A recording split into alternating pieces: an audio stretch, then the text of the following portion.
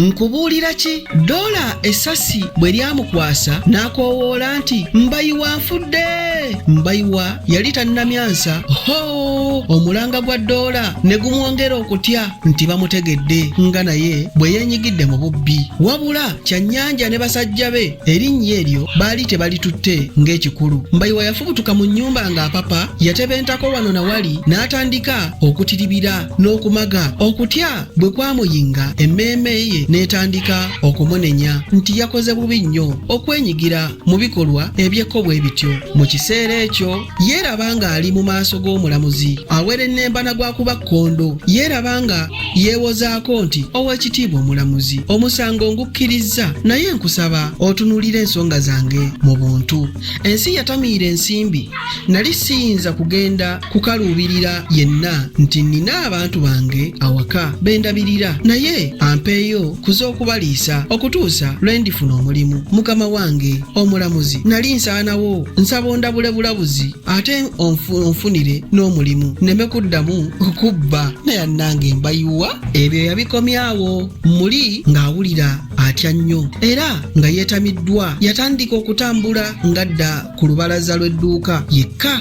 Yakka wansi n'asumulula ensawo alabe ebirimu. Yali yeesunga nti oba oli awo yandibaamu sente zikyuse embeera, naye kyamubuukako kubanga bwe yasumulula ensawo yasangamu mpapula zokka na kkalaamu. Yamala ekiseera ng'abitunuulira okutuusa lwe yayiiyaawo okuwandiika ebbaluwa 2. Bwe yamala okuziwandiika n'azikuba ensawo y'empale ye eya ddyo. Ensawo gye yanyakula n'agireka awo n'atambula ng'ayolekedde omugga Nakivubo. Ebiseera byali bya nkuba ya nnamutikwa. Bwe yatuuka ku mwala omunene ne yeeyambulamu ebyambalo bye byonna n'asigalira ddala bukunya. Yasooka kuyimirira awo ng'alowoolereza. Yasalawo lumu n'amaguka n'agamba nti nze nkyagasa ki ku nsi kuno? Olwayogera ebyo n'abuuka lumu ne yeesolossa mu mugga okufaananira ddala enfa ya kitaawe. Abantu ba Mbayiwa era tebaakuba kimunye ku mulambo gwe. Obudde olwali okunyiimuulamu buti, Namusisi n'agamba abaana nti kabasitukiremu bagwe Mbayiwa mu buufu. Baamala gatambula batyo nga tebamanyi ludda kwe badda, anti nga Mbayiwa teyabagambyeko nti oba alaga wano. Bwe baatuuka mu Kampala okumpi n'omugga gwa Nakivubo, Namusisi n'alengera akakuukuulu k'abantu abaali beekuŋŋaanyizza ku makyoku. Abamu baali basonga ennwe mu mugga wansi, abalala nga bakutaamirizza ku ngoye ezaali awo. Yagenda awagaanya mu bantu okutuusa lwe yasobola okulengera enkulukuse z'omusaayi ku bigulumu bya seminti nga zeetabiseemu n'ebyeru ng'obwongo ebyali bikaliridde. Abamu abaali awo nga beewuunaganya, abamu nga bwe batunuulira engoye ezaali awo. Namusisi bwe yasembera agenda okwetegereza ennyo nga za Mbayiwa ataludde, atandise okuzitaganjula. Mu kutaganjula okwo obupapula obubiri ne busowokamu ne buggwa wansi. Akamu kaaliko nti ya Namusisi, akalala nti ya maama ndi kuno.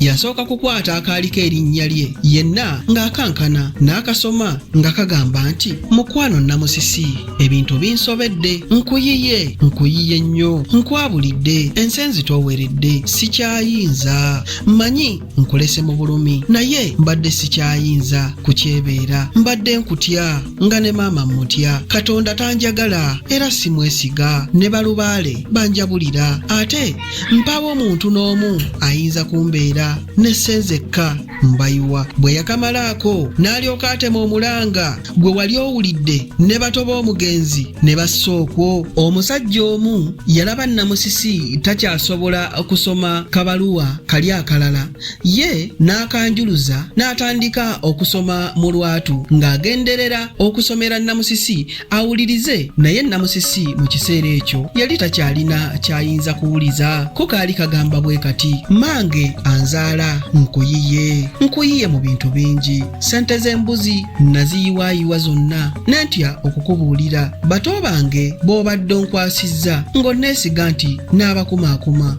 nga mbayamba nga mbalabirira bannemeredde. Manye obadde onneesiga ng'omwana omukulu era eyasoma nti siireme kukuyamba mu bukadde bwo era ne mu bwannamwandu bwo. Nkuyiye ensi ensobedde enfumbiikiriza mu kasonda n'ennyigiraawo nga sikyalina bwekyosizo nga sirina wennyima kugirumiriza yadde okugikangavvula okugikangako oba okugituntuza okutuusa lwe ndabye ng'ensinzizza amaanyi kwe kwewaayo ne netta. Weeraba nnyabo eyayonsa, togenda kuddayo kundabako emirembe n'ennaku. Nze Mbayiwa mutabani wo.